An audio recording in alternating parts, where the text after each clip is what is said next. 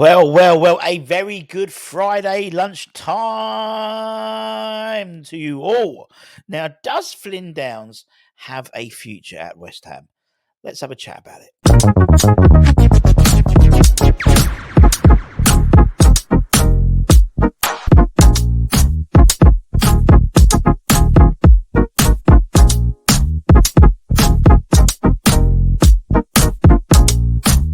Well, a very good Friday to you, my friends.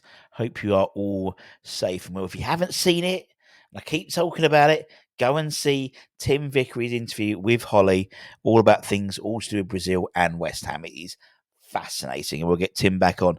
But a really good response to that, obviously, because he knows more than anyone when it comes to Brazilian players and South American players. So we'll hopefully get Tim back on. He had a really good time with Holly, so we'll crack on. But something I did want to talk about was Flynn Downs. Now, there was speculation yesterday that West Ham were open to negotiating with Southampton for the permanent sale of Flynn. And to me, it opened the question as to his future at West Ham, his potential future at West Ham if he stayed at the club. Now, we're going to do a bit of a story time with Russie B. Now, we know that in terms of the history of Flynn, so to speak, we signed him from Swansea for about 10 million quid. And the Brentwood Busquets, or I don't know, that'll do.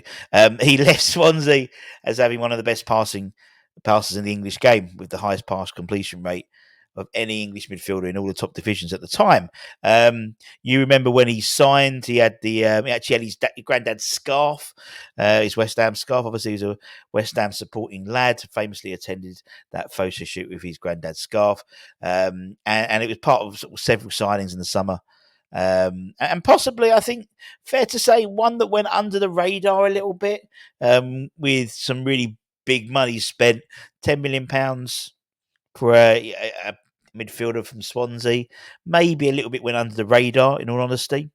Now, the reasoning behind getting Flynn, there have been he's a good player, really good player. Wouldn't say he was a standout player at the time. He wasn't, writing headlines for his performances. Had a very good pass. Swansea had an okay season that season. Possibly, it might have been to do with homegrown quotas, maybe initially. We needed a midfielder, maybe, and so he got one who was English. He was a decent price, good player, but yet he never really established himself in the first team, so to speak, in the sort of first 11. In the squad, yes, but not in the first 11. He was never going to sort of, upset the apple cart, really, in terms of outshining, outperforming, sort of displacing, really, Moyes' favourites in terms of Thomas Soucek and Declan Rice, and that sort of, who was the captain, obviously, in the midfield too. In fact, in the 22-23 season, he ended up playing 35 appearances, albeit 15 starts and 20 sub-appearances. Obviously, we had a lot more football as well. We had European football. So a lot of those games were in the European Conference League as well. And ironically, when he was a starter in the Premier League, he tended to be the big away games, really, like Man City away, like Man United away, Spurs away, Liverpool away. All these away games where we'd play maybe a traditionally more compact midfield. He'd join the three with Declan Rice and Thomas Soucek quite oftenly. However, with the summer transfer window in 2023, the arrival of JWP particularly, and Edson Alvarez, and obviously the departure of Declan Rice, it was his role in terms of pecking order. He was further down the pecking order, and so it was a loan deal to Southampton, which was provided. They would obviously been relegated the previous season and alone in the Championship. Possibly this was a sweetener for the JWP deal, but we never really officially got that clarification. But quite would have been, obviously, losing their talisman in terms of JWP and getting replaced by Flynn Downs, maybe. Last season, he actually played 37 times for Southampton and starting 34 of those 37 games, scoring 2 goals and 2 assists and operating in a sort of a CDM role, able to range of passing, get involved in midfields. And he helped Southampton get promoted to the playoffs and became a fan favourite at St Mary's. Indeed, at the celebration parade, I'm sure you saw the clip when he was asked the question whether he was coming back to Southampton next year. He basically said, "Look, we'll wait and see," and then he shouted out "Irons" at the end, which went sort of a muted response, to be honest. Now, the arrival of 𝘿𝙎𝙎, and I call him 𝘿𝙎𝙎, if it pisses you off, I do apologise, but I call him 𝘿𝙎𝙎, as head coach, suggested that Flynn was going to be given like a clean slate and a chance in pre-season. And that may well still be the case, but these latest reports suggesting West Ham would be willing to negotiate a deal with Southampton with a permanent transfer of Flynn could suggest that that might not be the case now. Or maybe it could suggest that this be a recent development as a result of Paqueta's protracted saga with Lucas Paqueta, and the likelihood is obviously not going to Man City. The likelihood is he's probably going to stay. Whether he can play or not, I don't know. Don't know the ramifications of what that. But maybe we need to get some. He was earmarked for 85 million, 80 million quid. Now maybe we're looking to sell in order to rebuild or fuel our rebuild project potentially. Arguably we could probably command, I reckon, 15 million at least for Flynn, maybe 20, given his significant role he played for Southampton last year in their promotion. Obviously they've got a bit more money in the bank now. There's also reports that maybe it was 𝘿𝙎𝙎 is going to go back to Southampton. I read a report yesterday based on whether he would suit the profile of a Lopetegui midfielder. But that's we'll wait and see developments of that. There's no doubt Flynn's a good player.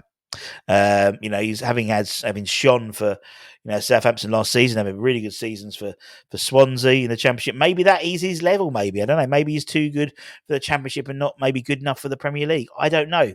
When he was utilised by Moyes, he actually rarely played in his preferred role, particularly in the Premier League, often positioned in a cam role or maybe on the right side of a midfield three. He's best suited to basically the 𝘿𝙎𝙎 Alvarez position, I'd suggest. I highly doubt if Flynn does stay at West Ham next season, he'll be a first-team starter. I would assume he'd revert back to his squad position. Realistically, would he take over 𝘿𝙎𝙎 Alvarez's place in the team? I don't think he would. Yes, he would add to the homegrown quota as well, which certainly you have to bear in mind. However, I do suggest that I think 𝘿𝙎𝙎 is a better player than Flynn. Maybe more hot-headed than Flynn. Maybe he'd be on the pitch less than Flynn, but I think he's a better player than Flynn. And that also coupled by, don't forget a returning Freddie Potts as well, who obviously was on loan at Wycombe last year, had a fantastic season, ended up being their players' player of the season, the fans' player of the season as well. Arguably, he could be that understudy role, maybe. Particularly what's different now compared to maybe the last couple of seasons is we've got less games, and that makes a massive difference. We have less games due to lack of European football this year. So those understudy players, Pablo Fornell still made like 50 appearances last season, or season 4 last. So did Saïd Benrahma, and Flynn made 35 appearances in that season, where I would say he was a bit player. But he still made 35 appearances because of European football, probably accounted for about 10 of those. That's not the case now. And so these understudy players, these players who maybe won't, who aren't in the first 11, so to speak, won't have as much opportunity. Someone like Fabianski won't have as much opportunity to play unless there's injuries. I don't know. We're looking at buying midfielders as well. We're linked with the Serbian midfielder, Arin, who we spoke about the other day. Would it be a case that, I don't know, we sell Flynn Downs for a younger model, so to speak? Flynn's only a week or so younger than Declan Rice. He's hardly old, but maybe getting someone with a bit more potential, or someone who's more of a younger player who could develop and sell for a lot more, maybe. I don't know. And then maybe bring that person in, sell Downs, and maybe allow Freddie to go out on loan again, maybe to a Championship club this year to develop even further. He's too old now for the under-21s. So he's in that limbo spot. He's in that Nathan Trott spot at the moment, where you're too old to do one thing, and there's people ahead of you in terms of in the first team. Freddie, if he stayed, may only get, I don't know, half a dozen games maybe for West Ham this season. Maybe. For me, him going out on loan would make more sense. Get that first team football. As I said, a decent championship side. He was at League One last year with Wickham and moving up. He's only 22, so 21, 22, so he's got plenty of years ahead of him. But what do you think? What do you think? I mean, it's a bit of a brain dump for me. I don't personally think there's a long-term future for Flynn at the club. I don't think he's good enough to upset the apple cart. But I feel bad because he's a West Ham fan as well. But it's been ruthless, and I think if Southampton did come in with a 15, 20 million pound bid, I would accept it. I think. But what do you know? Particularly, what do you know? What do you know? What do you think? Possibly, with the possibility of some money on the table for him. Let me know in the comments below. Fascinated. Has Flynn hit his ceiling at West Ham? I don't know. Would keeping Flynn aid or stunt the development of Freddie Potts, for instance? Obviously, Freddie brings a little bit more to the table in terms of being homegrown and also a academy player as well. But do we keep? But does that mean you automatically leap ahead of Flynn Downs in the pecking order? Don't know. Just thought I'd open it. It's a bit different today, not just all appears to be linked to. Just sort of a bit of a thought piece. Put it anti-ether in it and see what people say. Anyway, take care. Stay safe. Stay warm. Stay humble. Don't forget to comment, like, share. Get your comments in. I want to go through them. Maybe we'll do a review of the comments of Rusty Rants or Rusty Replies or Rusty Responds. Looking at your comments around Flynn Downs. We'll probably do it for like 𝘿𝙬 Rama and a few of the other players on the peripherals, so to speak. Take care. Stay safe. Stay warm. Stay humble. Keep the faith. Come on, you bloody Irons! Irons!